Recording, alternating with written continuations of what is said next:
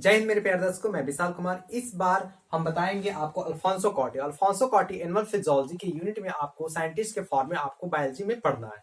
Alfonso कॉटी का जो जन्म हुआ था इटली में हुआ था, आपको 22 जून 1822 में हुआ था। ओके, और इनकी जो मृत्यु हुआ था 1876 में हुआ था। जनरली एनसीईआरटी कंटेंट में आपको जो कंटेंट है उसमें 1888 दिया हुआ है, वो आपका गलत है ना। आप लोग गूगल पर सर्च करेंगे तो आपका 1876 मिलेगा। हर एक जहां पर भी देखोगे तो जनरली इनका जो मतलब कहा जाए तो इनका जो लाइफ जो रहा, यानी कि 1876 जो आपको है रियल एक्चुअल जो उनका जो डेथ है, यानी कि कुल कहा जाए, यानी कि 1876 अगर 76 में अगर 22 माइनस करते हैं तो आपका हो जाता है आपका 54 ईयर्स उनका क्या रहा, डेट इज लाइफ स्पान रहा है ना, ज्यादा नहीं रहा है ना।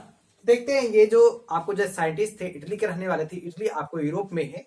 ओके, तो ये एनाटॉमिस्ट थे। एनाटॉमिक क्या होता है कि किसी भी ऑर्गेन को हम लोग उसको सेक्शंस काट करके उसके इंटरनल स्ट्रक्चर के बारे में हम लोग रीड करते हैं, पढ़ते हैं, तो डेट इज क्या कहलाता है, एनाटॉमिस्ट कहलाता है। इनका अगर साइंटिफिक कैरियर देखें तो इन्होंने स्टार्ट किया था अपना अध्ययन जो किया था कार्डियोवैस्कुलर सिस्टम ऑफ रेप्टाइल्स, यानी कि रेप्टाइल्स के कार्डियोवैस्कुलर सिस्टम में उसको अच्छी तरीके से रुचि लेते हुए उन्होंने अध्ययन किया है ना। लेकिन बाद में जाकर के उन्होंने क्या किया, उन्होंने अपना अटेंशन मुड़ा किसके और mammalian auditory system. Mammalian auditory system, मैमली के जितने भी मैमेलियंस है, जितने भी आपको मैमल्स हैं, उनके जो भी ऑडिटरी सिस्टम है, उनके ईयर में आपको जो भी फंक्शंस होती है, आपको किस तरीके से ऑडिटरी रिसेप्टर्स कार्य करते हैं, उस तरीके से उसके दैट इज पूरे के पूरे प्रोसीड्यूर के बारे में दैट इज उन्होंने जानकारी एकत्रित की और उन्होंने रिसर्च किया।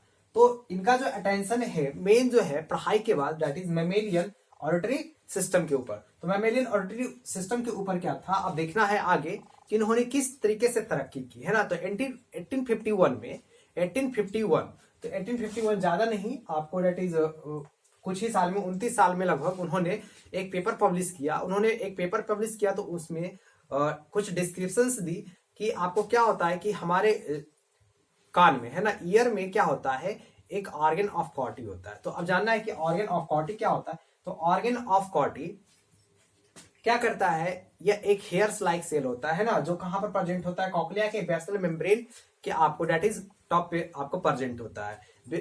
क्या करते हैं वो ऑडिटरी रिसेप्टर्स जो भी होते हैं, मतलब कि ऑडिटरी जो भी ऑडिटरी है ना, उस ऑडिटरी रिसेप्टर्स को किसमें इंटरचेंज कर देते हैं, आपको नर्व इंपल्सेस में आपको चेंज कर देते हैं, यानी कि वो साउंड वाइब्रेशंस को आपको नर्व इंपल्सेस में इंटरचेंज कर देते हैं।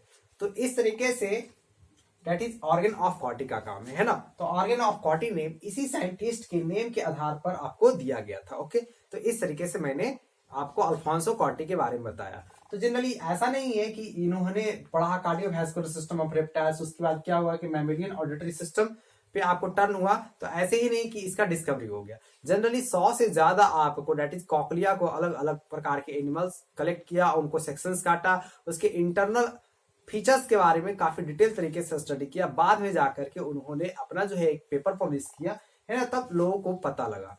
इनका अगर हम लोग पर्सनल लाइफ देखें तो इनकी जो पत्नी थी है ना, मतलब कि आसपास के पड़ोसी से ही इन्होंने मैरिज किया था। इनकी एक बेटा था, सन था, और एक डॉटर थी।